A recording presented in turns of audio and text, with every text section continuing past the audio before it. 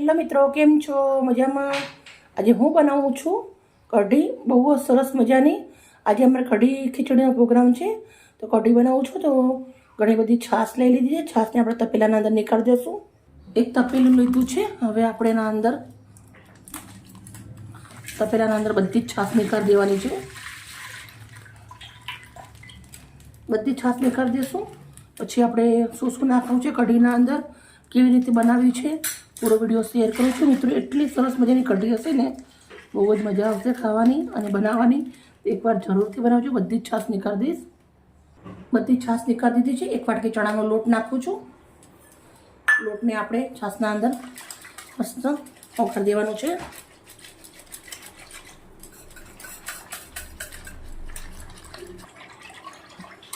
લોટ આપણો સરસ ઓગળી ગયો છે. ગેસના ઉપર એક તપેલું મૂક્યું છે.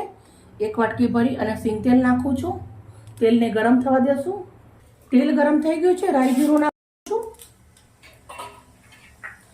એક ચમચી એકકી મેથી નાખું છું. 10 નગ લવિંગ અને થોડું જીરું નાખું છું, શાહી જીરું. સરસ તાટકવા દઈશું તેલના અંદર. 2 ગાંઠ સમારેલું લસણ નાખું છું. સૂકા 5 નંગ મરચાં નાખું છું, 5-6 નંગ ઝીણા. 1 ચમચી હિંગ નાખું છું. થોડા લીમડીના પાન નાખું છું. લસણને લાલ થવા દેશું. લસણ લાલ થઈ ગયું છે. 3 નંગ ડુંગળી છે અને 10-15 નંગ એટલા લીલા મરચાં છે, ઝીણા સમારી લીધા છે, એ નાખી દઉં છું. ડુંગળી સરસ લાલ થાય ત્યાર સુધી શેકી લેવાની છે. ડુંગળી સરસ લાલ થવાઈ ગઈ છે. આપણે મસાલા કરી લેવાના છે. 1 ચમચી હળદર નાખું છું. 1 મોટી ચમચી મીઠું નાખું છું. 1 ચમચી મોટી લાલ મરચું નાખું છું. કઢી વધારે છે એટલે ચમચી મોટી લીધી છે. ફ્રેશ ધાણા જીરું નાખું છું 1 ચમચી.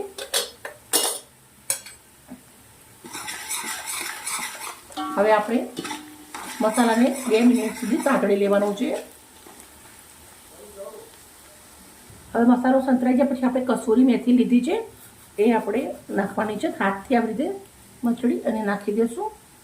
હવે આપણે જે છાશ ને ચણાનો લોટ બધું જ આપણે રેડી દીધું છે. આપણી કઢી વચ્ચે વચ્ચે આવી રીતે ફેરવતા રહેવાનું છે અને બહુ સરસ મજાની અને ઉકાળવાની છે.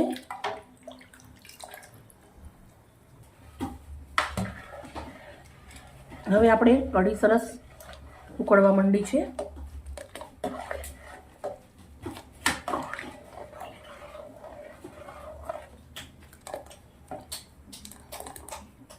સરસ મજાની કઢી ઉકળવા માંડી છે. હવે લીલા ધાણા નાખી દઉં છું.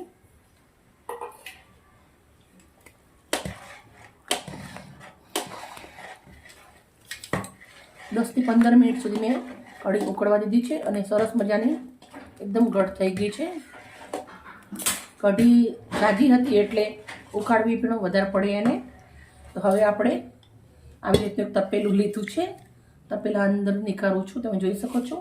તો બનાવી તો ઘણી બધી છે, પણ આ તપેલું ભરી અને આપણે સર્વ કરી દઉં છું.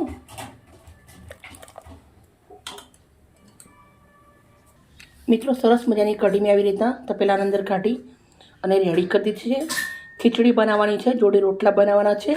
અલગ અલગ વિભાગ સોંપેલા છે. મને કઢીનો વિભાગ સોંપેલો તો મારી કઢી રેડી થઈ ગઈ છે. મિત્રો, મારી કઢી સારી લાગી હોય તો પ્લીઝ એક લાઈક કરજો, દોસ્તોને શેર કરજો. Okay, bye. મજેદાર રેસીપી સાથે કાલે મળીશ.